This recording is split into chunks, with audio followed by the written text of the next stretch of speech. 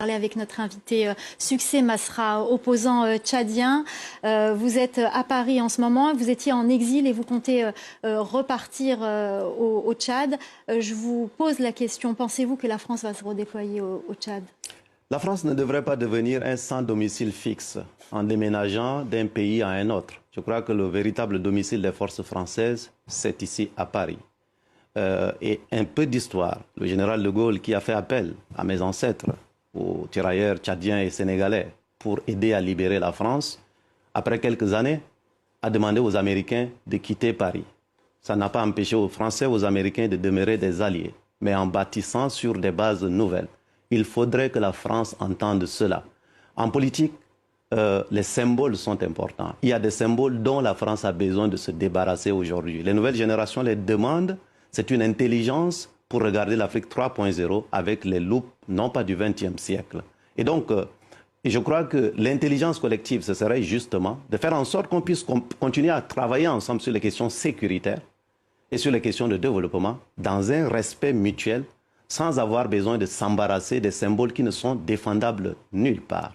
Et je crois que 1, 2, 3 et 4 et 5 et 6, ça donnerait l'impression que la France est en train d'être chassée un peu partout, alors que la France a les moyens d'anticiper, d'écouter. Ça fait des années que nous avons rappelé cela. Je crois que l'imprécision sur le double langage a été rappelée. Justement, est-ce que vous rejoignez ce que vient de dire Niagalé Bakayoko? Non seulement nous rejoignons, mais nous avons anticipé cela. La France, dans les capitales africaines, dans les capitales européennes, tout ce qui est reproché aujourd'hui à la France sur le continent africain, et nous avons dit d'ailleurs que dans notre langue, il y a un peu ce qu'on appelle le lingui.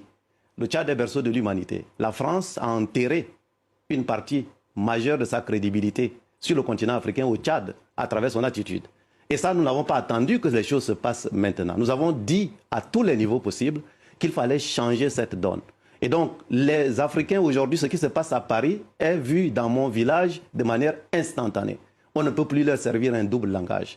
Et on ne peut pas expliquer à des Africains civils ou militaires formés dans les mêmes endroits que des dirigeants de France ou des États-Unis qu'ils n'ont pas la lucidité de comprendre ce qui est utile pour le XXIe siècle avec une génération décomplexée qui peut bâtir des partenariats avec tout le monde, y compris la France, mais à la France de s'adapter et de faire en sorte qu'elle devienne un partenaire avec lequel on peut travailler dans la dignité. C'est ça l'enjeu, c'est ça l'avenir. Vous voulez réagir ?